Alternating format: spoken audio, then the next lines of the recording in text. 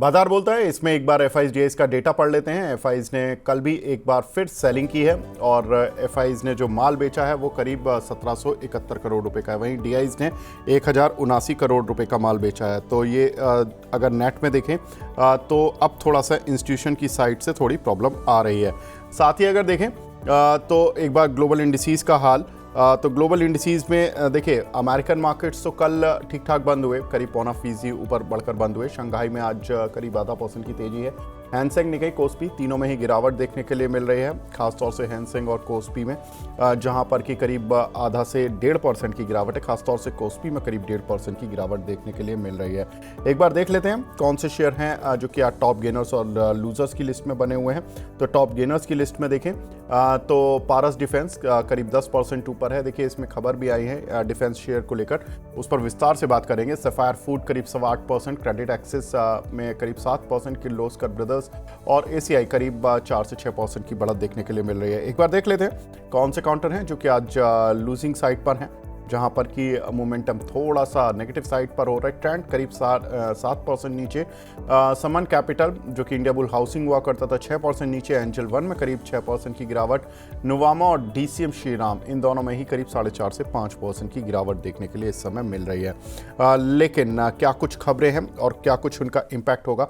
देखिए भारत अमेरिकी trade deal कब होने जा रही है, इसी को लेकर अब लोग कयास लगा रहे हैं। काफ़ी सारी बातें आ रही थी कल भी कि 1-2 दिन में ट्रेड डील की अनाउंसमेंट आ सकती है। मे बी कि ट्रेड डील की अनाउंसमेंट आज आ जाए, हो सकता है कि कल आए। इस तरह का स्ट्रीट में अब सुगबुगाहट है। लेकिन ट्रेड डील बातचीत के आखिरी दौर में पहुंच चुकी है। कल बातचीत में पीएम मोदी, डोनाल्ड ट्रंप और साथ ही हमारे कॉमर्स मिनिस्टर पीयूष गोयल भी शामिल हुए हैं। हालांकि हमारा जो डेलीगेशन गया हुआ है अमेरिका में वो तो बात वहाँ के डेलीगेशन से कर ही रहा है, लेकिन ये लोग भी कॉन्फ्रेंस पर रहे, साथ रहे और बातचीत काफ़ी सीरियस नोट पर हुई है।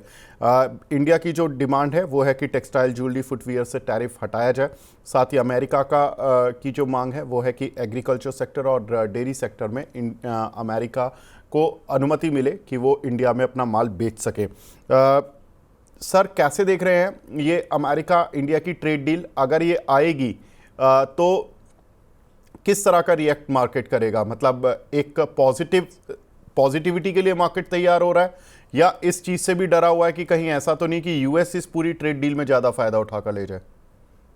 देखो, ट्रम्प चाहता है कि वो फायदा ज्यादा उसके कंट्री के लिए हो, बिकॉज मोटा मोटी जो इंडिया से जो माल जाता है वो फार्मा हो या मतलब ये जो ज्वेलरीज हो, ये सब चीजें हाई जो उसकी रिक्वायरमेंट्स है डे टू डे, वहां पे रिक्वायरमेंट आती है यूएस के लिए। बट मुझे लगता है कि ओवरऑल ट्रेड डील पॉजिटिव जाएगा दोनों के लिए। India is waiting for this hurdle, मतलब इंडिया के लिए ग्रोथ के लिए US is one of the partner. But अगर जो देखते हैं, मुझे लगता है कि अगर ये क्लियर डील हो जाती है, मतलब ना उसको बेनिफिट ना इंडिया को ज्यादा बेनिफिट, एक क्लियर अगर छोटा मोटा 10 to 15% के आसपास अगर एक टैरिफ का फिक्स हो जाता है तो we are ahead of this hurdle. तो मुझे लगता है हर्डल एक पॉजिटिव है। हर्डल अगर क्लियर हो जाता है तो ओवरऑल हम लोग यहाँ पे मोमेंटम पॉजिटिव जाना चाहिए। मेजर फोकस जो इंडिया में अभी लग रहा है कि Q1 अर्निंग्स पे फोकस करना चाहिए। देखो, ये अगले 1 वीक 10 डेज के अंदर ये जो यूएस और चाइना का डील है वो होने वाला है। ये पॉजिटिव हो या नेगेटिव हो, एक बार तो होके चला जाएगा। फिर बाद में जो मेन जो ग्रोथ कंसर्न है वो Q1 अर्निंग से जो हाई फोकस रहेगा। ठीक है। तो ये बहुत इंपॉर्टेंट है मार्केट में कि इस समय अर्निंग्स भी एक इम्पॉर्टेंट एस्पेक्ट है, बिल्कुल, और इस पर विस्तार से बात भी करेंगे। लेकिन सर जो टेक्सटाइल शेयर हैं या जो फुटवियर शेयर हैं, इन पर कुछ करना चाहिए, क्योंकि हमने देखा कि कुछ कुछ टेक्सटाइल शेयर्स में बाइंग देखने के लिए मिल रही है, कुछ कुछ ज्वेलरी शेयर्स में बाइंग देखने के लिए मिल रही है। इन पे कोई आपका व्यू? सर, ओवरऑल सेंटिमेंट्स जो पॉजिटिव ही क्रिएट होंगे, आई थिंक थोड़ा सा बेनिफिट्स तो मिलेगा ही सेक्टर्स के लिए। बट जो भी रहेगा वो एक 1 और 2 डे का सेंटिमेंट है, as soon as the trade deal is announce. But उसके बाद फिर अर्निंग फोकस ही करना पड़ेगा। ठीक है, आगे बढ़ते हैं। अगली खबर जो अमेरिका में काफ़ी सारी कुछ खबरें रहीं। अमेरिका में टैक्स बिल को कल मंजूरी मिल गई है फाइनली। उनके जो पहले संसद से मिली थी, फिर दूसरे हाउस में मिली, तो अब फाइनली वो बिल मंजूर हो गया। साथ ही अगर देखें तो 9 जुलाई को जो रेसिप्रोकल टैरिफ की जो डेडलाइन है वो समाप्त हो रही है। तो उस पर डोनाल्ड ट्रंप फिर फैसला लेंगे कि या उसको आगे बढ़ाना है या नहीं बढ़ाना है। वहाँ के जो ट्रेजरी के जो हेड हैं बेसेंट, उन्होंने ये बात कही है। अमेरिकी बेरोजगारी दर 4.1% रही, जो कि अनुमान था कि 4.3% रहने का था। तो कल ये भी कयास लगाए जा रहे थे अमेरिका में कि हो सकता है कि बेरोजगारी अगर कंट्रोल में है तो कहीं ना कहीं फेड अगली मीटिंग में, जुलाई में नहीं लेकिन सितंबर में फैसला ले ले कि इंटरेस्ट रेट कट किया जाए। आज लेकिन अमेरिकन मार्केट्स बंद रहेंगे, वहाँ पर इंडिपेंडेंस डे की वजह से छुट्टी है। तो आज आपको जो ट्रिगर होंगे वो मंडे के लिए जो ट्रिगर होंगे इनफैक्ट वो नहीं मिल पाएंगे अमेरिकन मार्केट से, लेकिन खबरें ज़रूर मिल जाएंगी जो भी अमेरिका में होंगी। सर कैसे देख रहे हैं कि एक तो डोनाल्ड ट्रंप क्या टैरिफ की जो डेडलाइन है उसको बढ़ा सकते हैं क्योंकि अभी भी बहुत ज़्यादा उनकी ट्रेड डील्स एग्जीक्यूट नहीं हुई हैं, और दूसरा कि क्या फेड कोई फैसला लेगा जिस तरह के अनएम्प्लॉयमेंट डेटा चल रहा है वहाँ पर?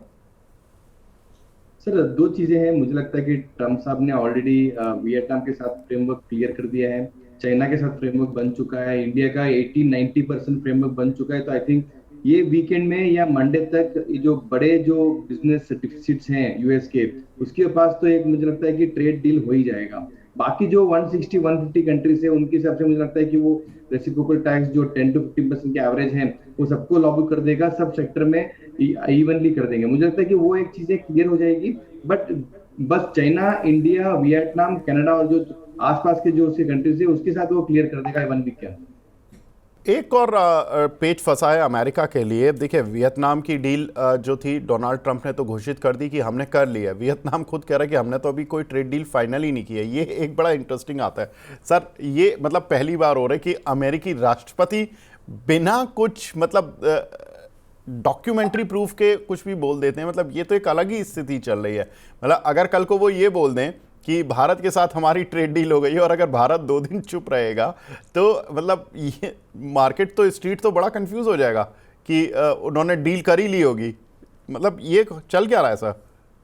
सर ये चीजें आप देखो जनवरी से अभी तक चली रही है। जब भी कुछ बड़ा इवेंट आता है तो आगे आके ट्रम्प साहब बोल देते हैं कि मैंने ही इसको क्रैक किया है, मैंने इसको सीज फायर में लेके आया, मैंने इंडिया पाकिस्तान के बीच में इंटरवेंशन किया हुआ है। तो हर चीज वो खुद बोलता है कि मैंने ही किया हुआ है, तो ऑब्वियसली 4 दिन में पता चल जाता है कि उसने कुछ एक्शन लिया ही नहीं है। सो ऑब्वियसली ये कंफ्यूजन रहेगा ही। ये जो रिस्क है ट्रम्प साहब के डायलॉग्स पे और ट्विटर के हैंडल पे जो अपडेट देते हैं वो रिस्क हमने एक्सपीरियंस कर चुके हैं। तो we are not taking very serious right now.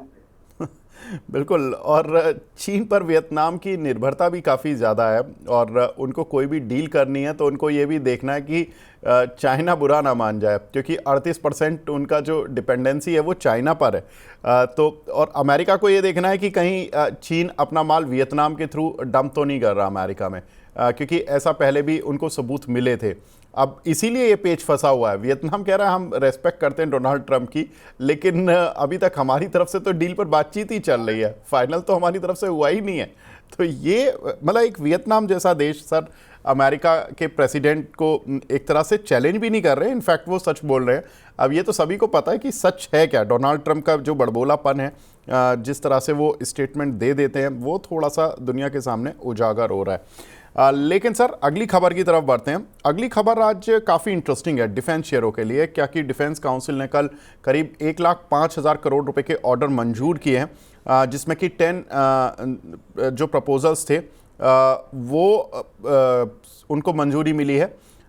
Acceptance of necessities AON ये मंजूरी मिली है। इसमें होता क्या है कि ये एक इंडिकेटर है या इंडिकेटिव है कि सरकार को बहुत ज़्यादा ज़रूरत है इस सभी प्रपोज़ल को मंजूर करने की, और ये जो इन प्रस्तावों में जो चीज़ें लिखी गई हैं कि ये डिफेंस इक्विपमेंट चाहिए वो जल्द से जल्द खरीदे जाएं। तो दैट मीन्स कि ये 1,05,000 करोड़ रुपए के ऑर्डर्स डिफेंस कंपनियों को जल्द मिलेंगे। और उसमें फ़ायदा किसको होगा? तो फ़ायदा होने वाली कंपनीज़ में BEL हो गया, कोचिन शिपयार्ड हो गया, पारस डिफेंस हो गया, भारत डायनामिक्स, BEML, इन सभी को थोड़ा सा बेनिफिट आज होता हुआ शेयर मार्केट में भी दिखा है। प्रशांत सर, आप किसको सबसे ज़्यादा फ़ायदा देख रहे हैं इस डिफेंस ऑर्डर से? I think BDL, BEL, BEML ये 3 शेयर्स मैं फोकस कर रहा हूँ कि आई थिंक वहां पे ज्यादा बेनिफिट मिलने वाला है। आपने देखा होगा 15-20 दिन पहले जो DRDO है उन्होंने टेक्नोलॉजी ट्रांसफर भी किया था फॉर BEML और BEL।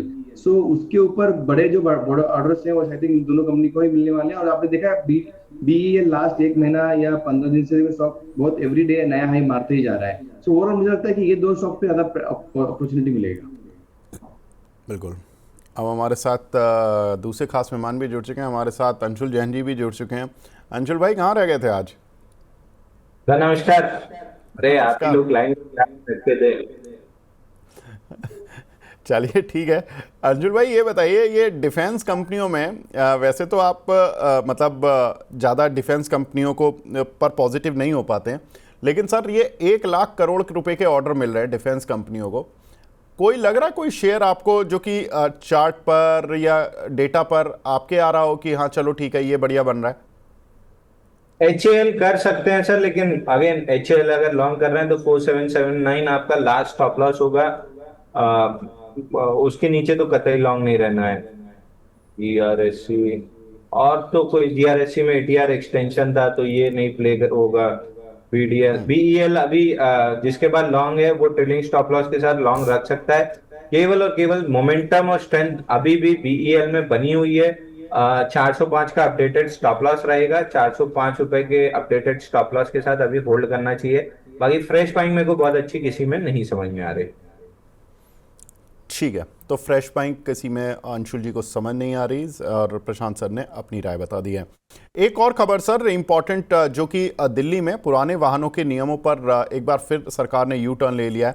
दिल्ली सरकार ने जो एंड ऑफ लाइफ नियम जो लागू किए थे, जिसमें कि सरकार ने बोला था कि जो पुराने व्हीकल्स हैं पेट्रोल डीजल वाले, पेट्रोल कार जो कि 15 साल से ज़्यादा पुरानी है और डीजल कार जो कि 10 साल से ज़्यादा पुरानी है, उसको पेट्रोल डीजल ही नहीं मिलेगा। पेट्रोल पंप पर कैमरे लगा दिए जाएंगे और उसकी जो भी गाड़ी में तेल डलवाने आएगा उसको पकड़ लिया जाएगा। तो ये थोड़ा सा इससे एक पैनिक मच गया था। अब इस पर यू टर्न ले लिया और इस पूरे नोटिस को फिलहाल होल्ड पर डाल दिया है, यानी कि पेट्रोल डीजल मिलता रहेगा इन सभी कंपनियों को। लेकिन इस खुशी में कि पेट्रोल डीजल नहीं मिलेगा तो लोग गैस वाली कार्स पर शिफ्ट होंगे। IGL MGL जैसे शेयर काफ़ी अच्छे से भाग गए थे। प्रशांत सर कैसे देख रहे हैं इस खबर को? ये अनसर्टेनिटी का एक पहला इंडिकेटर है और इससे IGL MGL हालांकि आज भी चले हुए हैं, लेकिन क्या करें सर इसमें?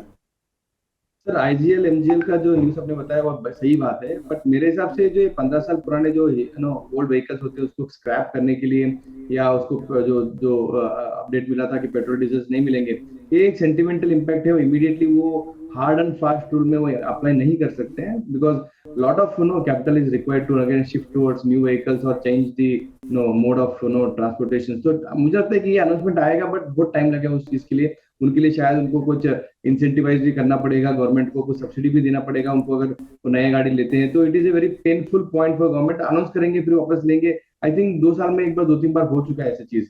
बट मुझे लगता है कि ये एडवांटेज इनडायरेक्टली एक टाटा मोटर्स हो या मारुति पे होगा, बिकॉज लोग सोचेंगे कि यार आगे जाके मुझे लेना है तो मुझे CNG सपोर्टेड गाड़ी अगर ले लेंगे तो अगर पेट्रोल भी नहीं होगा तो CNG से गाड़ी चला सकते हैं। तो वो एक रीजन से मुझे टाटा मोटर्स हो या मारुति हो बहुत अच्छा लगता है।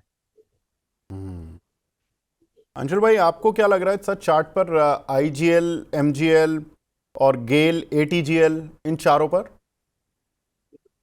IGL सर स्टैंडर्ड डिस्क्लेमर हमने ट्रेडिंग मतलब जो शॉर्ट टर्म ट्रेडिंग के लिए होता है उसमें फ्यूचर्स में बाय दिया हुआ है, क्योंकि कल नैरो रेंज था, आज ओपन लो के साथ ब्रेकआउट दिया है। एक 5-1% की मूव आ सकती है। MGL भी रिलेटिवली स्ट्रांग है। इंस्टीट्यूशन वॉल्यूम आज फ्लो होते हुए दिख रहा है। ऊपर में एक गैप छूटा हुआ है 1672 के आसपास, उसको फिल करने जा सकता है। गेल तो हमेशा ही हमारी लिस्ट में रहा है ऑल टाइम हाई के लिए, फिलहाल 205-60 जाते हुए दिख रहा है। और लास्ट बचा ATGL, ट्रैक्शन आ रहा है ऑलमोस्ट 1 2 3 4, आज 5वां दिन है जहाँ पे इनसाइड बार है 27 जून की कैंडल के अंदर। तो अगर ये इसी तरीके से बना रहा तो किसी भी दिन फटेगा, 708 रुपये निकल जाएगा। तो ATGL यहाँ से निकल जाएगा और गेल IGL पर भी राय मिल गई है। तो यहाँ पर काफ़ी कुछ शेयर हैं सर जहाँ पर कि हमने देखा कि एक तेज मोमेंटम देखने के लिए मिल रहा है। प्रशांत सर इस समय चूंकि आप बोल भी रहे थे कि नतीजों का सीज़न शुरू हो रहा है, आप कौन से नतीजों पर बैट लगा रहे हैं अभी? कौन से सेक्टर के नतीजे अच्छे आएंगे? NBFC मेरा हाई फोकस रहेगा। जिस तरीके से RBI ने लास्ट अप्रैल से लेकर अभी तक कितना 10 लाख करोड़ के आसपास लिक्विडिटी पुश किया है, तो उसका मुझे बेनिफिट NBFC में क्रेडिट ग्रोथ, लोन ग्रोथ में किस तरीके से आ रहा है वो मुझे फोकस करने के लिए मैं ज्यादा वेट कर रहा हूँ NBFC के अपडेट्स के लिए। Obviously defence would be again second sector to be focused. Results अच्छा आना चाहिए, एटलीस्ट एबिटा मार्जिन हो या पैट मार्जिन, वहाँ पे अच्छा ग्रोथ आना चाहिए जो एक्सपेक्टेड है। And third would be PSU banks. I think PSU banks में भी ज्यादा मोमेंटम आना चाहिए। तो overall financial markets and defence sector should be highly focused. Money9 लाया है मेंबरशिप प्रोग्राम Money9 प्राइम। अब आपके दिमाग में कई सारे सवाल होंगे, मसलन आखिर क्या है ये Money9 प्राइम, आपके लिए यानी दर्शकों के लिए इसके क्या फायदे हैं, और एक बड़ा सवाल ये कि Money9 प्राइम से आखिर जुड़ना कैसे है। तो इसकी पूरी जानकारी हम आपको देने जा रहे हैं। Money9 प्राइम में 3 प्लान होंगे, इकोनॉमी, स्टैंडर्ड और वीआईपी। तो फटाफट ज्वाइन कीजिए YouTube पर Money9 प्राइम। ज्वाइन करने के लिए Money9 के YouTube पेज पर जाइए, होम पेज पर मिलेगा ज्वाइन बटन, इसे क्लिक करें, अपनी पसंद का प्लान चुनें और बस हो गया, अब आप रहेंगे सबसे आगे।